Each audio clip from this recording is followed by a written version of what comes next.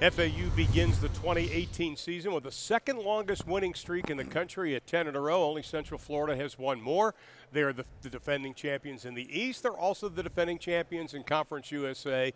FAU last year had an outstanding season, finishing with a record of 10-3, and they join us right now. Head coach Lane Kiffin. Lane, good to see you again, buddy. Good to see you. Also joining us, a man that just kind of has the perseverance. We're going to talk to him in just a couple of minutes.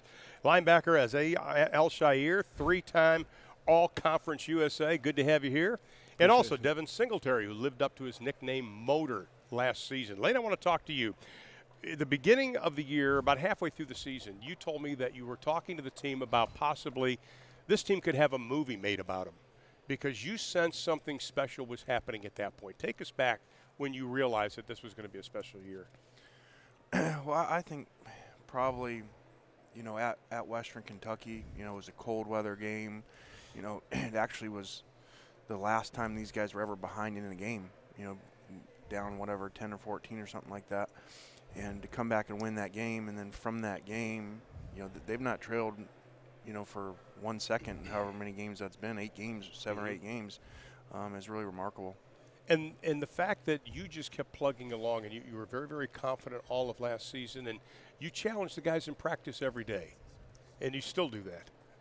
Yeah, we have, we make it really competitive, and it helps to have really good players, and really to have, a team that's just not, an offensive team or a defensive team, so that it can't really be competitive, because one side's, so much more dominant than the other has really helped.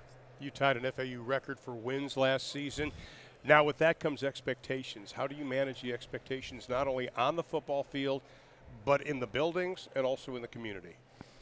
Well, just reminding these guys what got them there, hard work and preparation, and, it's not going to get easier, it's going to get harder, because now everybody's studying them all off season. They're trying to figure out how to stop them as players and as offensive, defensive, and special team systems.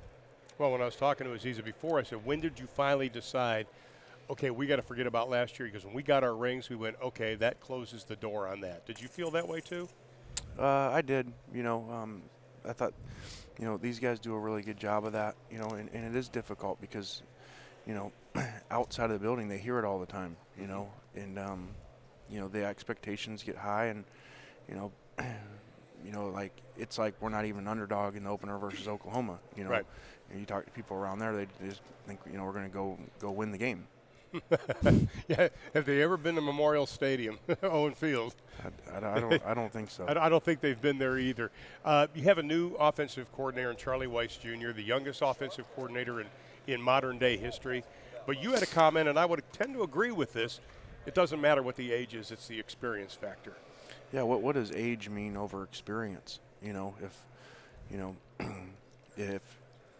If I've coached for 10 years, and you've coached for 10 years, but we're 10 years difference in age, we're the same, Exactly. and so when everybody else was playing in college, Charlie was already coaching, so that's why the age thing really doesn't matter in this situation. Are you going to have to combine what you did last year offensively with maybe some of his principles?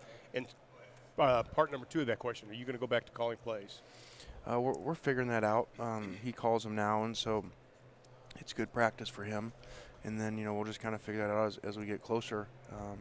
And he's brought some good ideas, that they did at Atlanta this last offseason. And are you going to try to combine a little bit of that from what you did last year? Because last year, obviously, so up-tempo, a lot of hand signals. Hand signals probably still the same. But do you try to have to kind of combine both systems to make it a little more balanced? A little bit. We don't want to change too much because we need playing really well. Right. But at the same time, too, you've got to guard against, like what we referred to when we talked to them about your ego, coming in that, okay, hey, we got this thing figured out because we did play so Right. well. You've always got to be evolving and trying to keep up with things and change. Let's talk about the defensive side of the football because obviously you also have a new defensive coordinator. You got him from Southern Miss, Tony Pecoraro, in his first year. What does he bring to the table? Very multiple. What I like also is that he knows the conference. He's been in the conference, been a coordinator in this conference, knows the offensive coordinators, and has gone against them. So that's very valuable. Well, when I watched him in Southern Miss last year, a couple of things stood out when I went back and looked at tape. He likes to disguise things a lot, and he likes to blitz a little more. Will that be the same here for you? Yeah, to me, when you hire someone, you got to let them, especially on the other side of the ball, you got to let them run their system, not try to make him run your system from before. So he's very multiple, very aggressive, and creates a lot of havoc. I think what people don't understand, too, when you look at this FAU team, yes, they're returning 10 starters, but when I see it, and you and I talked about it last year, this is still a very young team on defense. It is. Like you said, returned 10 of 11 guys, and, but got a lot of depth at some spots on defense, where a year ago we did not. And so whether that's transfers or high school kids, we've been able to add a lot of kids up front, especially on defense. Well, let's talk to Aziza El-Shaair, three-time All-Conference USA. Just won the Wilma Rudolph Award for overcoming adversity. Excuse me, and you and I were talking about that. When you were about 13 years old, your house burned down, and you have overcome so much in your life. So how special is it to get an award named after one of the greatest athletes in our history? It's real special. I think when I first started looking it up, and seeing what was going on with the award itself, because I really wasn't sure what it was, and just starting to read up on it and seeing everything she went through. Wilma Rudolph, I was honored to, be in the same name, even category with somebody like that. Preseason Conference USA Defensive Player of the Year. Your defense, and I probably had 4 of your games last year, you guys took a lot of pride in not allowing teams to do what they wanted to do. Where did that start with? I think just with our old defensive coordinator, Coach Chris Kiffin, just implementing, making sure we were always on point with what we needed to do. And like you said, really just having that pride to just make sure we weren't going to let other teams, do what they wanted to do. We were going to let them do what we wanted them to do. So just having that mentality, whether it's through off-season workouts, just making sure we did everything we needed to do to get to where we wanted to be. Now, we were chatting about an hour or so ago, and I asked you about having 3 defensive coordinators in 3 years. Doesn't seem to bother you a whole lot, does it? No, it really doesn't. I think actually it kind of helps me because it helps me, be more versatile and understand, different terminology and things like that. So for me, I like it, just being able to learn, different things from different people because Coach Chris Kiffin taught me a lot of different things. My old defensive coordinator, Coach Bellantoni, taught me a lot of different things. And even now, my 4th year in college football, and I'm still learning new things with Coach Peck. So, I think it's really good that you get to learn, from 3 different people who, know football. Not only do we have the preseason Defensive Player of the Year on the stage with us, we also have the preseason Offensive Player of the Year in Conference USA, Devin Singletary, better known as Motor to all of us. Last year when I was talking to Coach, I said, tell me about Devin Singletary. He told me, and I quote, he could be a very special player.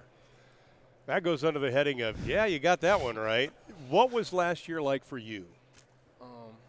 It was fun, just seeing all the hard work, that we put in, how it paid off. And the sky was the limit, pretty much. Led the nation in rushing touchdowns with 32. You had 33 overall. You led the NCAA, also in points scored. And when we were talking, you said the rushing touchdowns maybe surprised you a little bit, as many as you had. Yeah, they did. Like I said before, we kind of seen the rushing yards coming because, that's all we had talked about. But, yeah, the touchdowns were definitely a surprise. So now what do you do in the offseason? Because everybody's coming up to you going, Motor, outstanding year. Boy, you're great. You're fabulous. How do you temper that with what you still have to do? Just keep your head down, keep working.